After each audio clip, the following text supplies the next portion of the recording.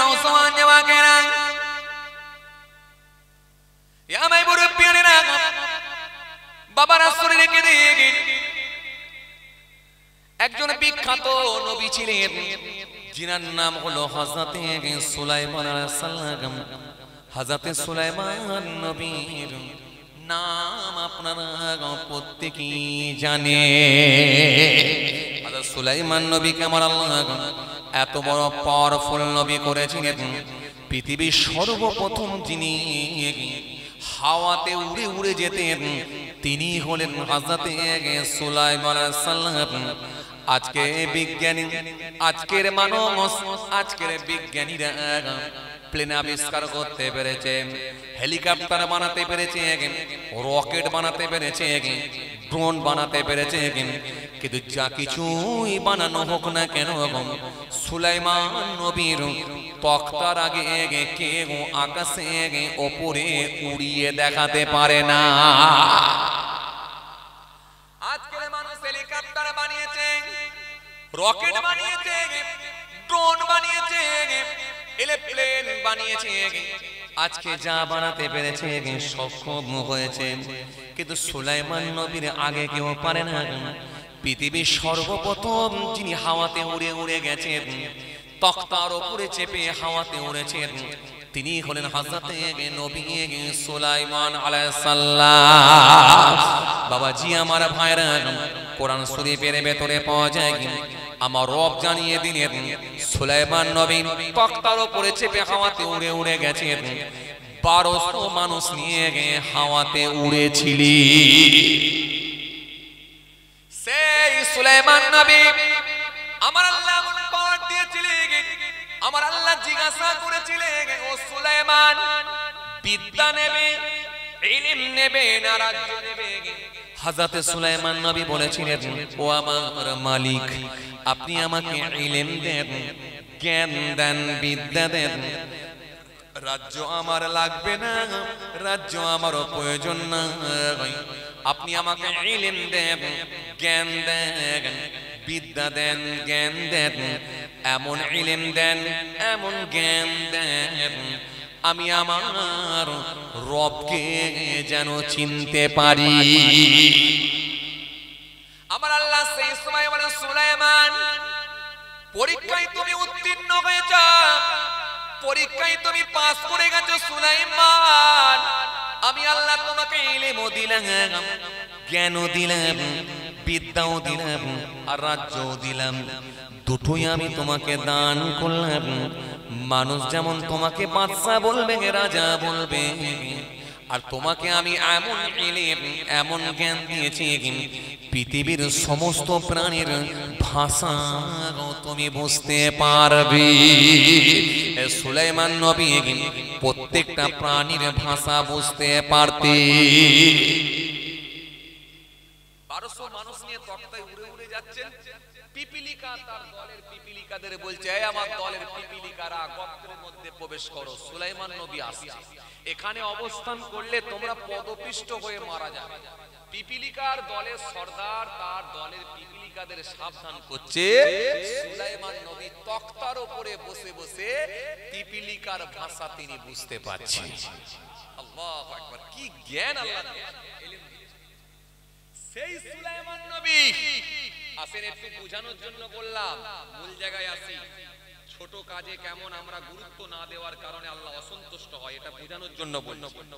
সেই সুলাইমান নবী একদিন বিছানায় শয়ন করেছেন, শুয়ে পড়েছেন। হঠাৎ করে দেখা যায় সুলাইমান নবীর বুকের উপরে, চেহারার উপরে একটা পিপিলিকা চড়তে লাগলো। পিপিলিকা, পিঁপড়ে, পিঁপড়ে বোঝেন আপনারা? পিঁপড়েই বলে তো, না অন্য কিছু নাম আছে? পিঁপড়েই বলে। যাক, ঠিক আছে। কালো পিঁপড়ে, লাল পিঁপড়ে, অনেক ধরনের পিঁপড়ে, অনেক ডিজাইনের পিঁপড়ে, অনেক মডেলের পিঁপড়ে। আল্লাহু আকবার, কত ধরনের পিঁপড়ে, কথা ঠিক কিনা বলবো? কাঠ পিঁপড়ে বলে, কালো পিঁপড়ে বলে, লাল পিঁপড়ে বলে, আবার কিছু সাপ পিঁপড়ে বলে। এই যে ভাই বলছে, আমি সব পিঁপড়ের নাম জানি না। আল্লাহু আকবার। এজন্য আল্লাহর সৃষ্টি গুণে গণনা করে শেষ করতে পারবো না। আপনি অবাক হয়ে যাবেন, গণনা করে শেষ করতে পারবেন। সারা পৃথিবীতে কত ধরনের প্রাণী আল্লাহ বানিয়েছেন। মাটির নিচে এমন প্রাণী আছে যেগুলো আমাদের কোনোদিন চোখেই পড়ে, পানির নিচে এমন প্রাণী বসবাস করে যেগুলোকে জীবনে কোনোদিন আমরা দেখি না, জঙ্গলের ভেতরে হিংস্র প্রাণীদের ভেতরে এমন কিছু প্রাণী আছে যেগুলো নামও জানি না, কোনোদিন দেখি। কথা ঠিক কিনা বলবো? অথচ সেগুলো আছে কোটি কোটি প্রাণী, কোটি কোটি মানুষ, কোটি কোটি জীব গোটা পৃথিবীতে আল্লাহ ভরিয়ে রেখেছেন। আপনি অবাক হয়ে যাবেন এই পৃথিবীতে মানুষ কত কোটি বসবাস করে আপনারা জানেন? কথা কয় না, একটা বলেন। গোটা পৃথিবীতে কত কোটি মানুষের বসবাস জানেন আপনারা? 850 কোটি, কম বেশি আনুমানিক 850 কোটি। 800 থেকে 850 কোটি মানুষের বসবাস আনুমানিক। আচ্ছা, পৃথিবীতে হিংস্র প্রাণী কত কোটি আছে বলতে পারবেন? উড়ন্ত পাখি কত কোটি আছে বলতে পারবেন? আমি তাও কিন্তু বলি না যে ওই উড়ন্ত পাখি, শালিক পাখি কত আছে, টিয়া পাখি কত আছে, চড়ুই পাখি কত আছে, আর নাম বলে না ভাই, ছাতারে পাখি কত আছে, আর নাম আর আমি জানি না ভাই, সব পাখি আমি চিনি না, আপনারা আমার থেকে ভালো চেনেন।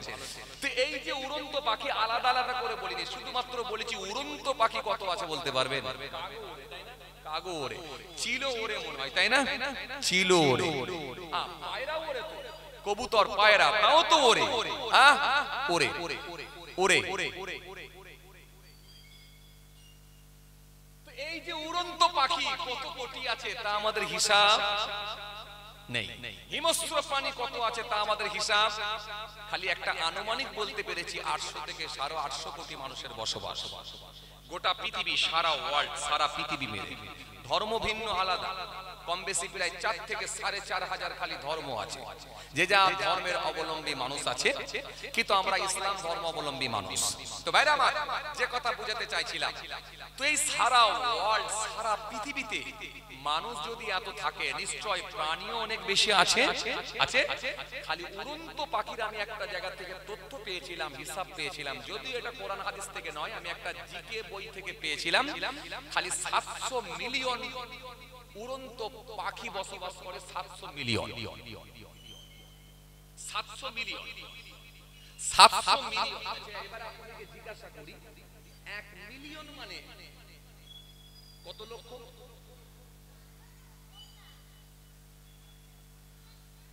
কিছু বলে না, 10 লক্ষ। 1 মিলিয়ন মানে যদি 10 লক্ষ হয়, 7 মিলিয়ন মানে কত লক্ষ বলেন? 70 লক্ষ। 7 মিলিয়ন মানে যদি 70 লক্ষ হয়, 700 মিলিয়ন কত?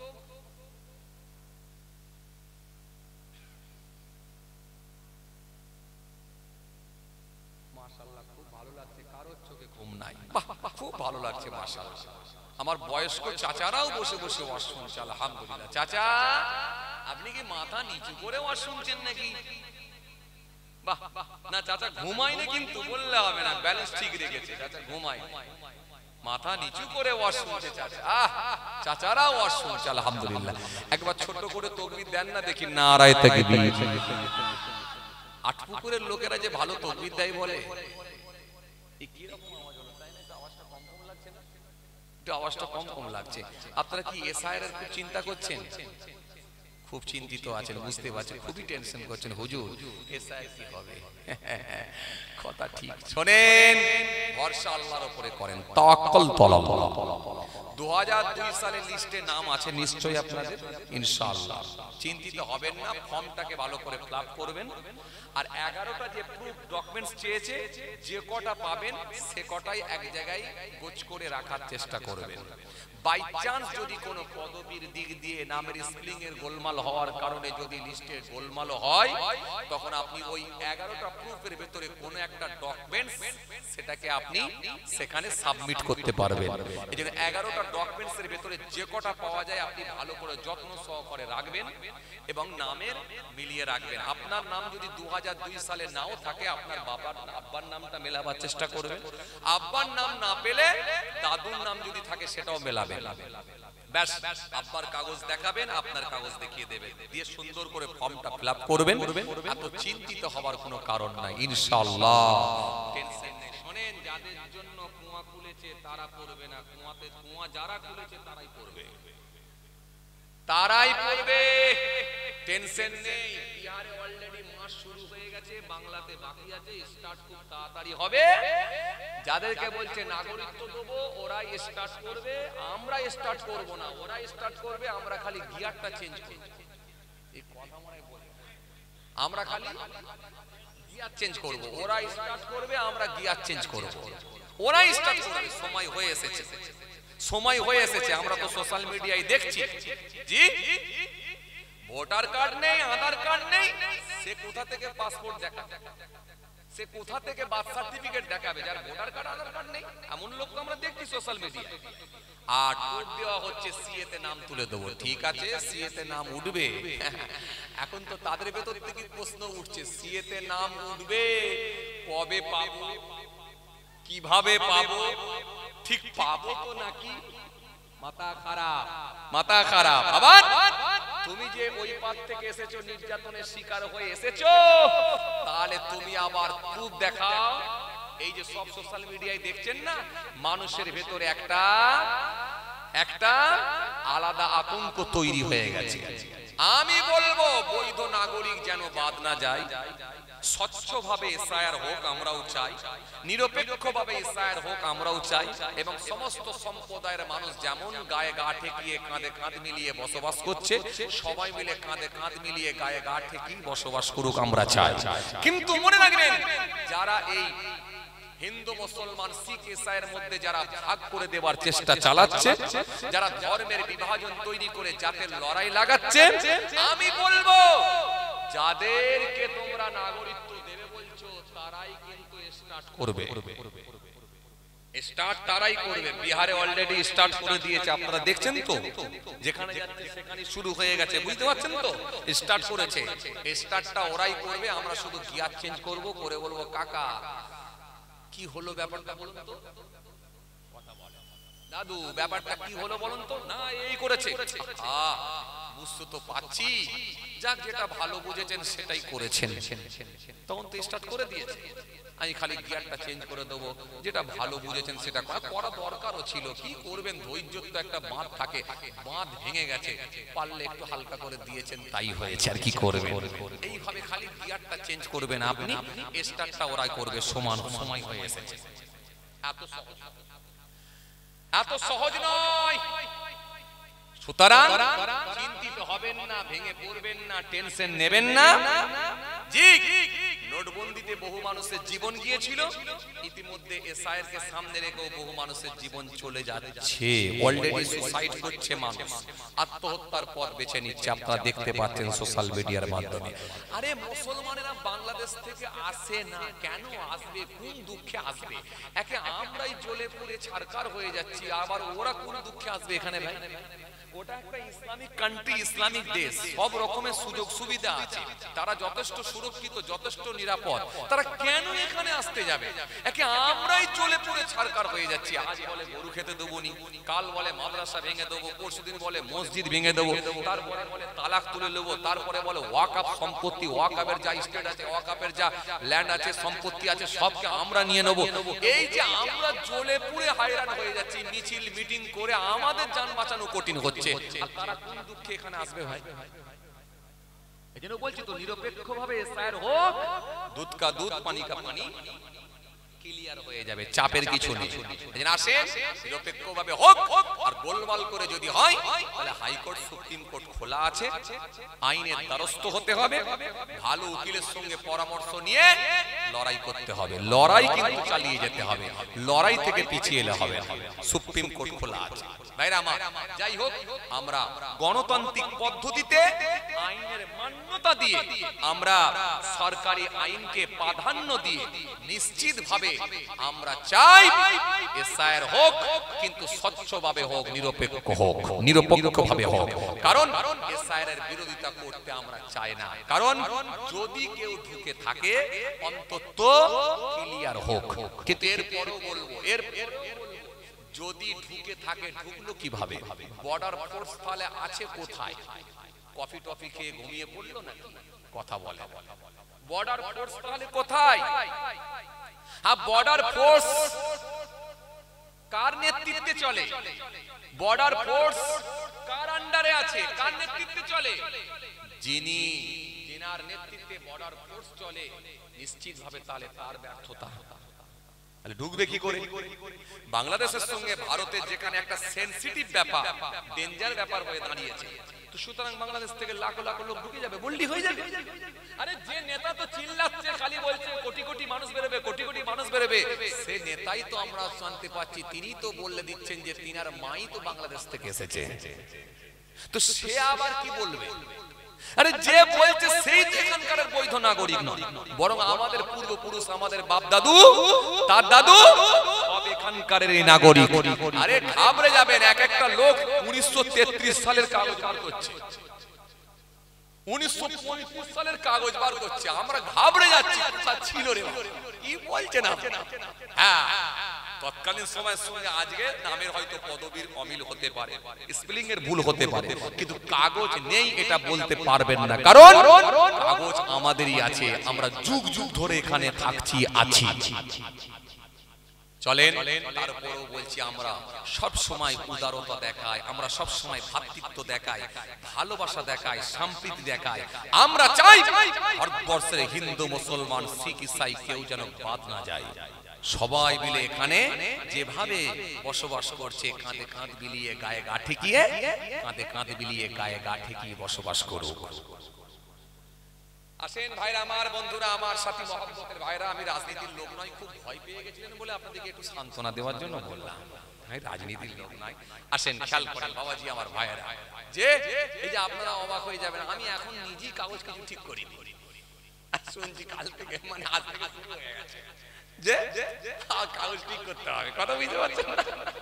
যে সমস্যা, যে চলো কাগজপত্র তো আছে, দু একটা জেরক্স ফেরক্স করতে হবে, ওই ফর্ম টর্ম ফিল আপ করে জমা দিতে হবে, চলো বাবা দেখা যাক।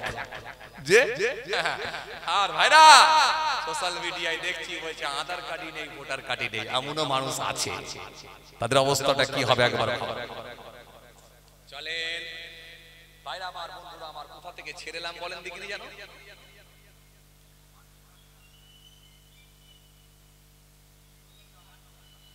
পাখি কত মিলিয়ন বলেছিলাম? 700 মিলিয়ন। এই তো ইউটিউবাররা এসে গেছে ভাইরা, 700 মিলিয়ন মানে কত ভাই? 1 মিলিয়ন মানে যদি 10 লক্ষ হয়, 60 মিলিয়ন মানে যদি 70 লক্ষ হয়, 700 মিলিয়ন মানে এই জায়গাটা ছেড়ে দিলাম না, এই জায়গাটা ছেড়ে দিলাম, কত ভাই 700 মিলিয়ন মানে?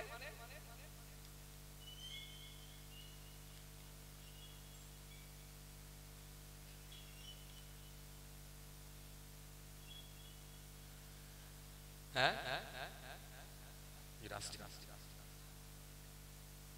ও মাশাআল্লাহ চলে এসেছেন। যাক আলহামদুলিল্লাহ, আমরা সকলে চিন্তা মুক্ত, আর আলোচনা করব না, হুজুর কেবলা চলে এসেছেন। যাক, আল্লাহ যদি করে ইনশাআল্লাহ বাকিটা কোনোদিন আলোচনা হবে। আর সুলাইমান নবীকে নিয়ে বলতে বলতে ছেড়ে চলে এসেছিলাম। যাক, অসমাপ্ত বক্তব্যকে সমাপ্তের দিকে আগিয়ে দিলাম। হুজুর কেবলা এখনই তাসসির নিয়ে চলে আসেছেন। সকলে দাঁড়িয়ে যান, সকলে দাঁড়িয়ে যান। ইয়া নবী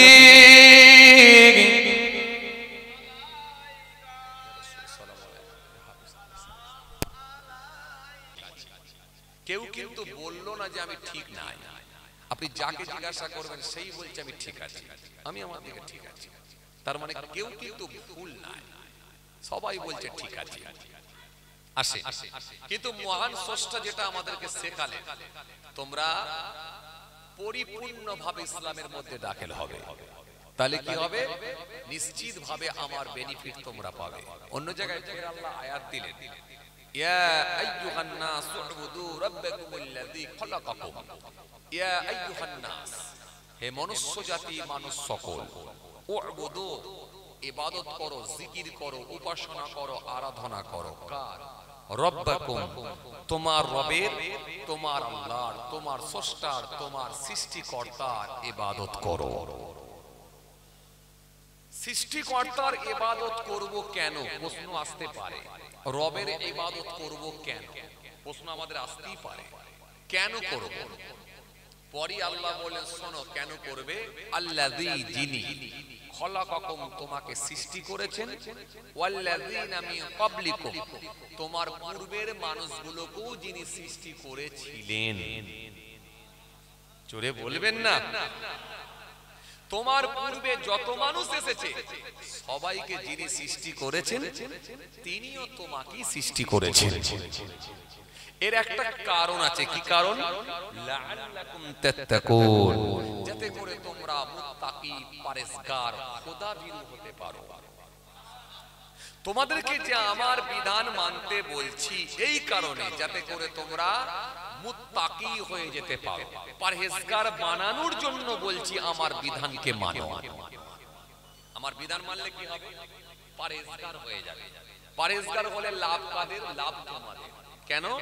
এই যে 40 বছর 50 বছর 60 বছর 70 বছর 80 বছর করে বাঁচবে, সমাজে ফিতনা আরো বেড়ে যাবে, অশান্তি আরো বেড়ে যাবে, খুনোখুনি আরো বাড়বে, সীমা লঙ্ঘন করবে, সিস্টেমেটিক চলবে না মানুষ, সিস্টেম বহির্ভূত কর্মের সঙ্গে সিস্টেম বহির্ভূত ভাবে চলবে, শরীয়ত বহির্ভূত কর্মের সঙ্গে যুক্ত হবে। ফলে কি হবে? পৃথিবীর জমিনে বসবাসের জায়গাটাও তোমাদের জন্য বড় কঠিন হবে। আর আমার বিধানকে যদি তোমরা মেনে নাও, একটা সিস্টেমেটিক চলতে পারবে, একটা সিস্টেমেটিক তোমরা চলতে পারবে। আমার বিধান মানলে তোমাদের লস নাই, তোমাদের লাভ। কারণ আমার বিধান সব বলে দিয়েছে।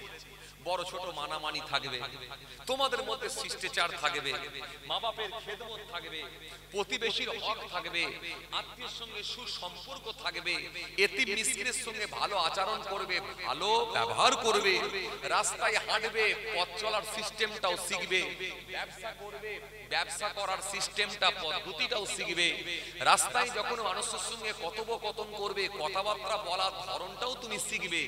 এক কথায় যদি আমার বিধানকে মেনে নাও, এই পৃথিবীর জমিনে একটা সুষ্ঠু সমাজ তৈরি হবে, পৃথিবীর জমিনে তোমরা শান্তিপূর্ণভাবে জীবন যাপন করতে পারবে।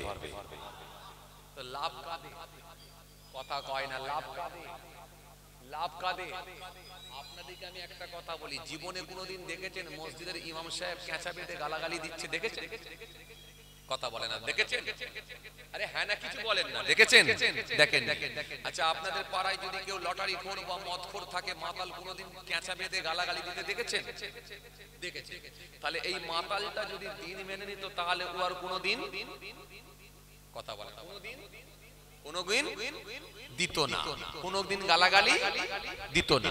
জীবনে কোনোদিন মসজিদের ইমাম সাহেবকে দেখেছেন পুকুরে জাল ফেলে না বলে কারোর পুকুর থেকে মাছ তুলে নিয়ে চলে গেছে? শুনেছেন কোনোদিন? শোনেন। আচ্ছা, আপনাদের এখানে যেগুলো চিটিং বাজ আছে বা যেগুলো সব মাতাল আছে বা যারা সব চোর যাদেরকে আমরা মনে করি, পুকুরে জাল ফেলে মাছ তুলে নিয়েছে বা ছিপ ফেলে মাছ তুলে নিয়েছে, এরকম খবর শোনেন তো মাঝে মাঝে? শোনেন। তাহলে ওই লোকগুলো যদি ধার্মিক হয়ে যেত, তাহলে কোনোদিন কি আর পুকুরে মাছ চুরি করতো? করতো না। এই জন্য রব বলছে আমার হুকুম মানলে সিস্টেমেটিক চলতে পারবে, আর সমাজে কোনো অন্যায় থাকবে না। এই অন্যায় মুক্ত বানানোর জন্য আমি আল্লাহ বলছি আমার বিধানকে মানো। আসেন, আমরা তো স্টুডেন্ট হিসাবে খুব একটা ভালো না, এই জন্য আমাদেরকে স্টুডেন্ট যেমন রেজাল্ট হবে তেমন, পড়াশোনা যেমন রেজাল্ট হবে তেমন।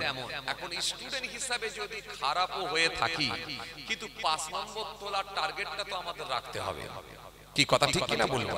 এই জন্য হাল যেন আমরা ছেড়ে না দিই। চলুন, আমাদের ডিস্টার্ব কোন জায়গায়, সেই সমস্যাগুলোকে আমরা একটু চেক করি। মাঝে মাঝে আপনি যখন লং সফরে যাবেন গাড়ি নিয়ে, আপনাকে কুলিং দেখতে হয়, মোবিল দেখতে হয়, গিয়ার অয়েল দেখতে হয়। আপনি যেমন লং সফরে যাচ্ছেন, আপনার গাড়িটা নিয়ে আপনার গাড়িটা ঠিকঠাক আছে নাকি চেক করা দরকার আছে। আপনি সকাল থেকে নিয়ে সারাদিন গিয়ে রাত্রে ঘুমানো পর্যন্ত যখন সারাদিন ধরে আপনি চলছেন, সারাদিন ধরে যখন মানুষের সঙ্গে আপনি কথোপকথন করছেন, সারাদিন ধরে বিজনেস করছেন, ইত্যাদি ইত্যাদি দুনিয়াদারি করছেন, তো আপনার ভেতরে কোনো দোষ ত্রুটি ঢুকে যাচ্ছে কিনা এটা চেক করতে হয়। আমি যতটুকু অ্যানালাইসিস করে পেয়েছি, দুটো কারণই হতে পারে মানুষ বেশি জাহান্নাম। এক নাম্বার 1, মানুষ জবান কন্ট্রোল করতে পারে না। দ্বিতীয় নাম্বার হচ্ছে মানুষের কর্মের ভেতরে কিছু এমন কাজ ঢুকে যায় যেগুলো মানুষের অজান্তে হয়ে যায়, মানুষ সেগুলোকে ধরতেই পারে না যে আমাদের ভুল বলে বা আমার ভুল বলে। এই ভুলটাকে সে ধরার মতো ক্ষমতা তৈরি, ধরার মতো ক্ষমতা তার হয়নি, বা ধরার মতো তার জ্ঞান সে তৈরি অর্জন করতে পারেনি। ইসলাম সম্পর্কে জ্ঞান না থাকার কারণে তার ছোট ছোট ভুলগুলোকে সে খুঁজে বার করতে পারেনি। আসেন আমি ছোট্ট দুটো পয়েন্টের উপরই কিছু আলোচনা করি। আমাদের কর্মের ভেতরে কি ভুল ত্রুটি ঢুকে আছে ছোট ছোট, এক। দ্বিতীয় নাম্বার হচ্ছে, 2 নম্বর হচ্ছে আমাদের জবান দিয়ে এমন কিছু অন্যায় হয়ে যাচ্ছে কিনা। এই দুটোর উপরে কিছু আলোচনা করে আপনাদের খেদমত থেকে বিদায় নেব। ও ভালো করে মন দিয়ে মনোযোগ দিয়ে শ্রবণ করার চেষ্টা করবেন। ভাইরা আমার, বন্ধুরা আমার, সাথী মহব্বতের ভাইরা, কেন কিছু মানুষ যদি আপনি দেখেন হিসাব করে, আলহামদুলিল্লাহ এখন নামাজি বেড়ে গেছে, দাড়িওয়ালা অনেক বেড়ে গেছে, বেড়েছে না বাড়েনি? আপনি শপিং মলে যান, সেখানে দেখবেন দাড়িওয়ালা পালা, দাড়িওয়ালা পালা। চায়ের দোকানে যান, সেখানে দেখবেন দাড়িওয়ালা পালা। আরে কথা বলে না। বাসেতে যান, সেখানে দেখবেন দাড়িওয়ালা পালা। ট্রেনেতে যান, সেখানে দাড়িওয়ালা পালা। সব জায়গায় দাড়িওয়ালা পাবেন। আরে বাবা, দাড়িওয়ালা পাবেন কি পাবেন না? কথা বলেন ঠিক কি না? কেউ নবীর তরিকায় দাঁড়িয়ে রাখে, নবীর পদ্ধতি, নবীর দেখানো পদ্ধতি, নবীর সিস্টেমে দাঁড়িয়ে রাখে, আবার কেউ খেলোয়াড় প্লেয়ারের সিস্টেমেও দাঁড়িয়ে রাখে, কেউ নায়ক গায়কের ডিজাইনেও দাঁড়িয়ে রাখে। দাঁড়ি তো রাখে, কথা বলছেন না কেন? দাঁড়ি তো রাখে। তাহলে দাড়িওয়ালা তুলনামূলকভাবে বেড়ে গেছে, টুপিওয়ালা বেড়ে গেছে, নামাজি বেড়ে গেছে। কিন্তু যদি আপনি কোরআন হাদিসের দৃষ্টি দিয়ে, কিতাব থেকে যদি আপনি দেখেন, জান্নাতে যাওয়ার সংখ্যা কিন্তু কম হবে, 1000-এ 1 জন যাবে। কটা বললাম? 1000-এ 1 জন জান্নাতে যাবে। জাহান্নামে যাবে তাহলে কতজন? জাহান্নামে যাবে কতজন? 999 জন। 5000-এ তাহলে কজন জান্নাতে যাবে? কথা বলে না, পেছন থেকে একটু বলেন। 5000-এ কজন জান্নাতে যাবে? হ্যাঁ, 5 জন। 5000-এ যদি 5 জন জান্নাতে যায়, তাহলে জাহান্নামে যাবে কতজন?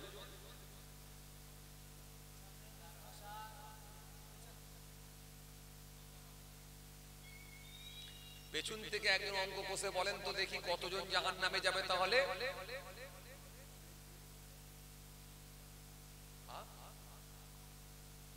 4996 ও 95। যাক, তার মানে ঠিক আছে, ঠিক আছে, অঙ্ক ঠিক আছে, আমাদের অঙ্কের সঙ্গে মিলিয়ে যাচ্ছে। তার মানে আপনাদের এখনো ঘুম আসে না, পুরোপুরি ঘুম আসে না, ঠিকই আছে মোটামুটি। যাক, 4995 জন জাহান্নামে যাবে, 5 জন জান্নাতে যাবে। আচ্ছা, এই 5000 লোকের ভেতরে যদি 5 জন জান্নাতে যায়, পার্সেন্টেজ কত দাঁড়াবে বলে মনে হয়? একেবারে সীমিত না? একেবারে সীমিত, সীমিত। আচ্ছা, এর ভেতরে কতজন লোক হবে দেখেন তো, এদিক ওদিক করে তাকিয়ে বলেন তো কতজন লোক হবে যা আছে, এদিক ওদিক করে ওই রকম হবে। আচ্ছা, এর ভেতরে আপনি বলেন তো, খানত্রিশ শেখ দাড়িওয়ালা পাওয়া যাবে কি পাওয়া যাবে না? পাওয়া যাবে। দাড়ি কাটার সংখ্যা একটু বেশি হলেও কিন্তু দাড়িওয়ালাও তো কম নেই, মোটামুটি আছে। কথা বলে না, আছে না? নাই আছে। তাহলে 5000 লোকের ভেতরে যদি হিসাব করে দেখা হয়, এই 5 জনই কি দাড়িওয়ালা ছিল না তার থেকে বেশি ছিল বলে মনে হয়? ফটাফট উত্তর দেন, দেরি করলে হবে। চাচা, 5000 লোকের ভেতরে কি 5 জন দাড়িওয়ালা থাকবে না তার থেকে বেশি থাকবে বলে মনে হয়? অনেক বেশি, অনেক বেশি। নামাজি অনেক বেশি, দাড়িওয়ালা অনেক বেশি, কিন্তু জাহান্নামে যাচ্ছে অনেক বেশি। মাত্র 5 জন জান্নাতে, বাকি সব কেন? কারণ তো কিছু একটা আছে। হ্যাঁ, খুব চাপ। আমরা ধরে রেখেছি দাড়ি রাখবো, টুপি পরবো, নামাজ পড়বো, সোজা জান্নাত, সোজা জান্নাত। কে বলেছে আপনাকে? জান্নাত যদি আল্লাহ দয়া করে কাউকে দেন তো আলহামদুলিল্লাহ, আর যদি বলেন অঙ্ক বুঝে নেব, তাহলে মনে রাখবেন ইন্না লিল্লাহি। কি বললাম? জান্নাত যদি আল্লাহ দয়া করে কাউকে দেন তো আলহামদুলিল্লাহ, আর যদি বলেন যে অঙ্ক বুঝে নেব, হিসাব বুঝে নেব বান্দার কাছ থেকে, তাহলে ইন্না লিল্লাহি। এত সহজ না।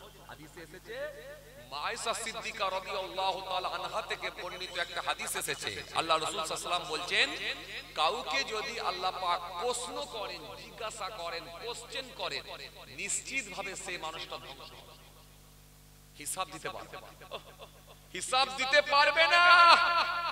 তার নামাজের হিসাব যদি চাই দেওয়া সম্ভব না, রোজার হিসাব যদি চাই দেওয়া সম্ভব না, যাকাতের হিসাব চাইলে দেওয়া সম্ভব না, সুন্নতের হিসাব চাইলে দেওয়া সম্ভব না। তার পরিবারের, তার বাড়ির সদস্যগুলোকে কেন নামাজি রোজাদার দিনদার বানায় না, সেই হিসাব যদি চাই দেওয়া সম্ভব না। তার বিবিকে কেন পর্দার মধ্যে সে রাখতে পারে না, সেই হিসাব দেওয়া কিন্তু তার মধ্যে সম্ভব না। সে কেন হালাল ইনকাম করে তাদেরকে ভোজন করায় না, খাওয়ায় না, সেই হিসাব যদি আল্লাহ চায় সে দেওয়া কিন্তু সম্ভব না। এই যে রাসূলুল্লাহ সাল্লাল্লাহু আলাইহি ওয়াসাল্লাম এক কথাই বললেন, কাউকে যদি আল্লাহ হিসাব নেয়, জিজ্ঞাসা করে, কোশ্চেন করে, নিশ্চিতভাবে সে মানুষটা ধ্বংস হবে, হিসাব দিতে পারবে না।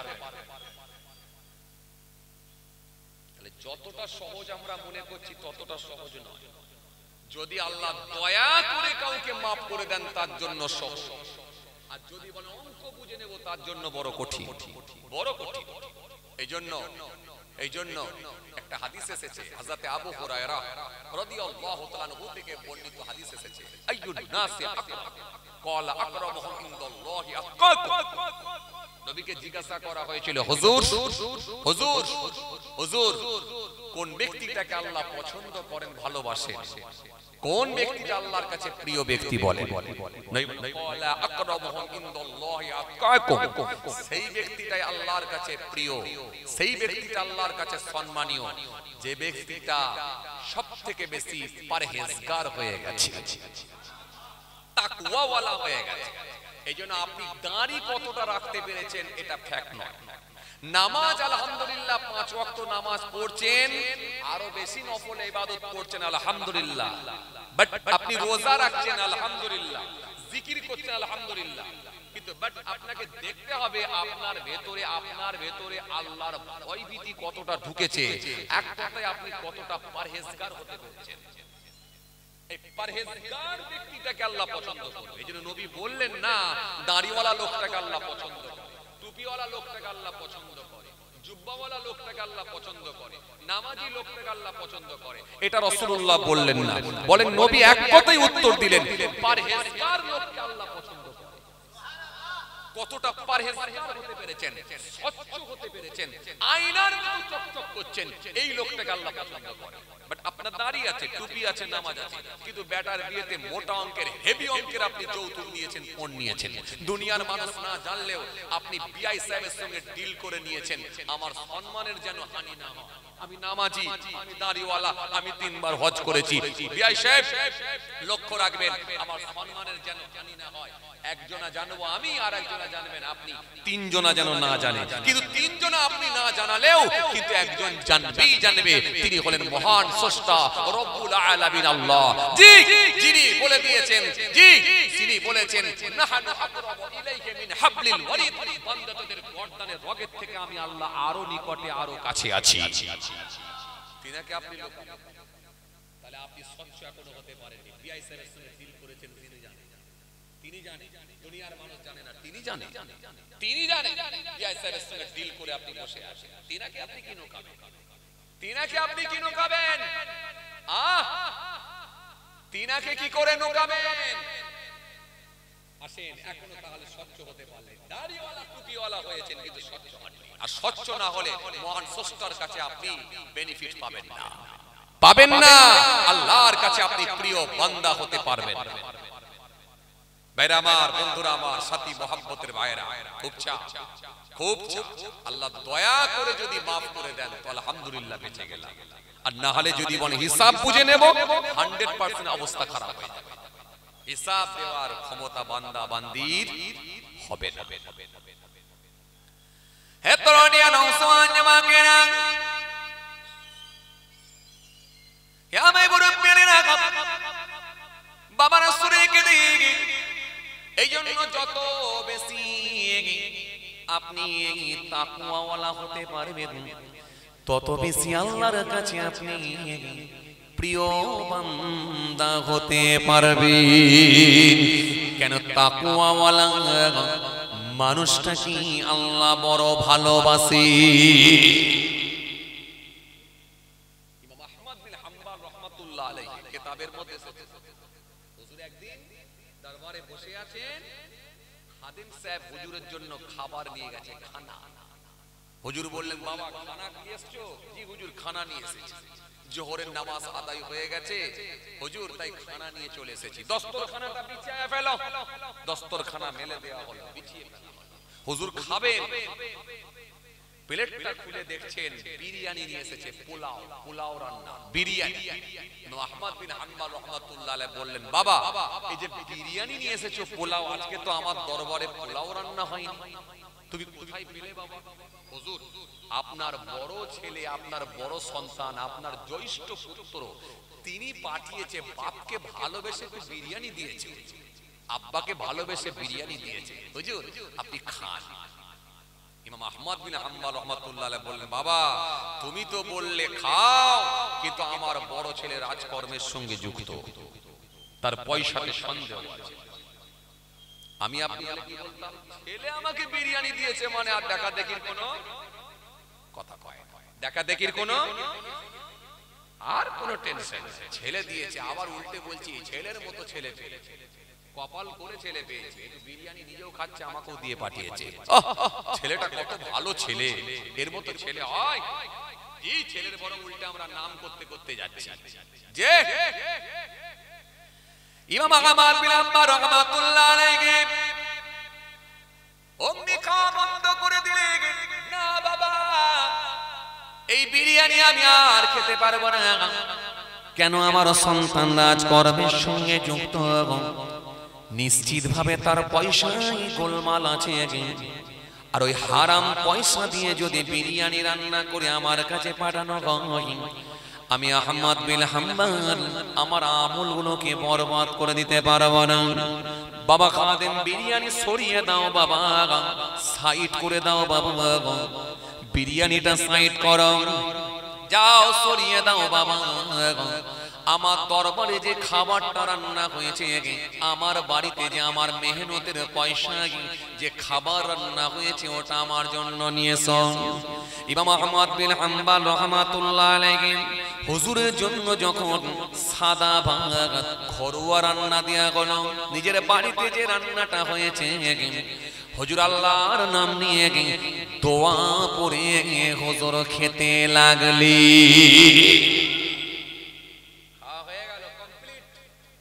চেটে খেয়ে নিলেন, নবীর সুন্নাত, নবীর সুন্নাত আদায় করলেন, চেটে খাও।